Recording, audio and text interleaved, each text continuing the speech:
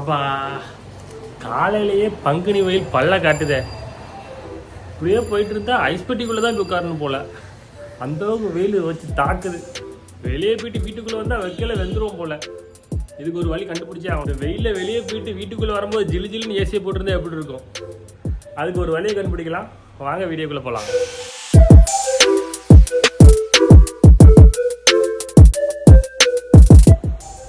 இதுதான் smart universal remote. So இது ஒரு வைஃபை பேஸ் பண்ணுது. இது ஒரு இட்லி மாதிரி இருக்கும் பார்க்குறதுக்கு உங்களுக்கு. ஸோ இது எப்படின்னு சொல்லிட்டு பார்த்துக்குங்க. இது ஒரு ரிமோட்டு, பட் இதில் வைஃபை இருக்குது, அதான் டிஃப்ரென்ஸ். இதில் மைக்ரோ எஸ்பி போர்ட் பவர் பண்ணுறதுக்கு கொடுத்துருக்காங்க. நார்மலாக நம்ம ஏசி வீட்டில் யூஸ் பண்ணும்போது நம்ம வீட்டில் வச்சு இந்த ரிமோட் வச்சு யூஸ் பண்ணால் தான் ஒர்க் ஆகும். ஸோ நம்ம வெளியே போய் இருக்கும்போது நம்ம எப்படி அந்த ஏசியை ஆன் பண்ணி வைக்கிறதுங்கிறத பற்றி தான் அந்த வீடியோ.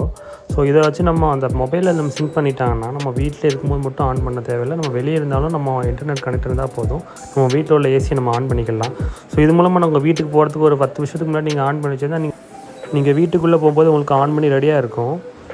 ஸோ இது நம்ம மறந்து ஒருவேளை ஆஃப் பண்ணாமல் போயிட்டாலும் நம்ம வெளியே போய் ஆஃப் பண்ணிக்கலாம், அதுக்கும் யூஸ் பண்ணிக்கலாம். நம்ம வெளியே இருக்கும்போது ஆன் பண்ணுறதுக்கும் யூஸ் பண்ணிக்கலாம். ஸோ இது ஏசிக்கு மட்டும் இல்லை, நம்ம இது எதுக்கு வேணாலும் நம்ம யூஸ் பண்ணிக்கலாம். ஃபார் எக்ஸாம்பிள் டிவிக்கு யூஸ் பண்ணிக்கலாம், செட்டாப் பாக்ஸ் யூஸ் பண்ணலாம்.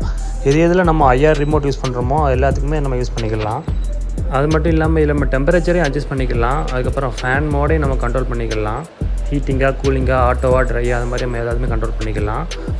பட் அது யூஸ் பண்ணணுன்னா நம்ம வீட்டில் கண்டிப்பாக வைஃபை இருக்கணும். அப்போ தான் நம்ம அந்த ரிமோட் வைஃபையோட கனெக்டாக இருக்கும். ஓகே, இப்போ எப்படி ஒர்க் ஆகுதுன்னு சொல்லிட்டு பார்த்தாச்சு.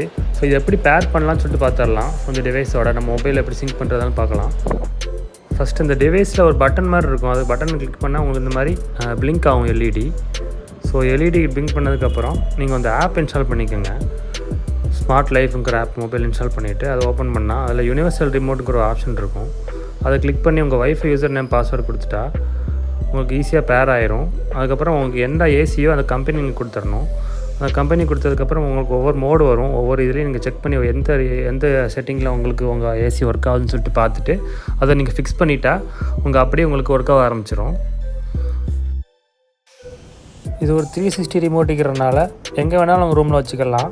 ஜஸ்ட் அந்த ஏசியோட விசிபிலிட்டி மட்டும் இருந்தால் போதும். நான் டபுள் டேப்பை வச்சு இந்த மாதிரி முதல்ல ஒட்டி வச்சுட்டேன். நீங்களும் அதை மாதிரி பண்ணிக்கலாம். ப்ராடக்ட்டோட லிங்க் நான் கீழே டிஸ்கிரிப்ஷனில் கொடுக்குறேன். தேவைன்னா செக் பண்ணி பார்த்துருங்க. மறக்காமல் இந்த வீடியோ லைக் பண்ணுங்கள், ஷேர் பண்ணுங்கள். உங்கள் கமெண்ட்ஸை கீழே மறக்காமல் சொல்லுங்கள். பில் டேக்கை சப்ஸ்கிரைப் பண்ணுங்கள். தேங்க்ஸ் ஃபார் வாட்சிங்.